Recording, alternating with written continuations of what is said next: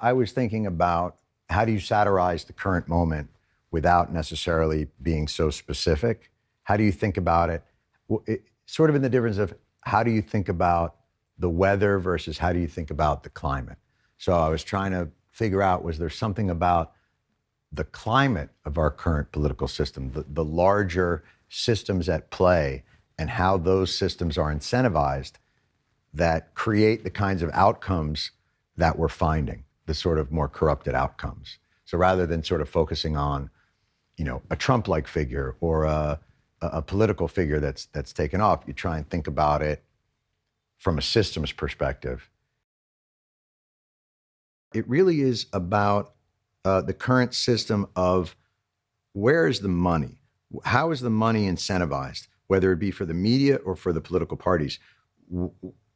What is it that's corrupting and polluting the kinds of discourse and outcomes and policies that might arise from that? And where does that money go, and how is it used for its own influence, and how does the system protect itself? I would just like it if people walked away from it thinking about the system as a whole and the outcomes that we get when we allow the entire system to become sort of self-propagating, and that the financial incentives are for very negative outcomes. It's like Titans battling on the mortal coil. You know what I mean? Like the Republican Party and the Democratic Party, this is just a small town, and they bring in their the entire weight of those two political machines, and they sort of, it's Batman versus Superman. It's these two titans battling on, and it's that sense of like, you're destroying all these buildings around here, right? But they're locked in their battle. And when their battle is over, they move on, and everyone else has to sort of rebuild whatever it was that they plowed over during their fight, and they kind of just moved to the next town. Steve was really the only, I really did write this for him and with him in mind. And so I'm very glad that he wanted to do it. Because it's a difficult character, because it's, what do you do with someone that who might believe in what they're doing ideologically, who might be very principled, but they live in a world that is less principled, and what does that do to them? He's one of the few people that I've ever met who could play all those different notes, from the comedy to the more serious parts, but also you still, there's a certain sadness to his life. Like, his life is about trying to get money for these things that he believes in, and he pays a big price for that as well. That character is just all about integrity. And that's the way I always viewed Chris. He's just one of those guys that he does great work, and then he goes and he lives where he wants to live, and he doesn't play the game. And he's had a background in Texas and in farming, and he just, I wanted somebody that had a little bit of this in their being, in their DNA. And I felt like he was a great person to have that, forgetting about all the, just as a great actor, but he was able to bring a firmness to it. Rose is, it's funny. She came in, we'd all been working for about 2 weeks when she was able to come in. And the first scene was her kind of marching back and forth in front of the camera, trying to make sure that she got the analytics people that Gary was going to get, and she wanted to make sure. And she goes, "Look, man, if he wants to take a stand in Turdsville, USA, then I say let's bury him here." She realizes that all the people from the town are in the office at the time, and she just turns. And I was like, if you could just turn and like maybe hit the mark at that moment, because we only had one camera on her, and just dead on, just go, "Not a turd, heart and soul of America." Keep walking, but like she just nails it like each time, and then did and added her own flourishes and all those things. I was like, oh, I'm dealing with an all-star. That's what's great about having people like Topher and Natasha in there, is when you write something, you write it in a vacuum. And a lot of times it's really not written for performance. It's written for what's in your head.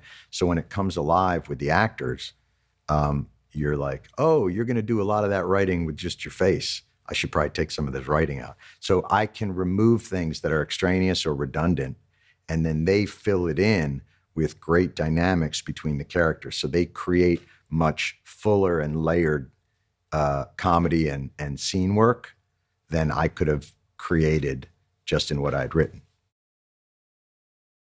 I really love this process. Having come from sort of topical and daily television, which was really fun and challenging in its own way, but forgiving in the sense that, okay, Monday's show kind of sucked, but Tuesday will be fine, or Wednesday, and it just keeps going. And in some ways, this is a more emotional process because you work on something for such a long time before it's realized. And then as it's being realized, you bring in people like Grace Yoon and Alex Bovard and Bobby Bukowski, and they elevate what you had written through production design and costume and cinematography. And watching that happen after spending so much time with it just kind of alone is a really, it's emotional. It's kind of invigorating, like all this time, and you just have these 30 days to get it all done.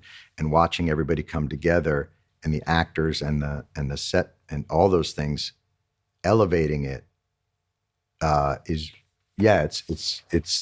it's very exciting.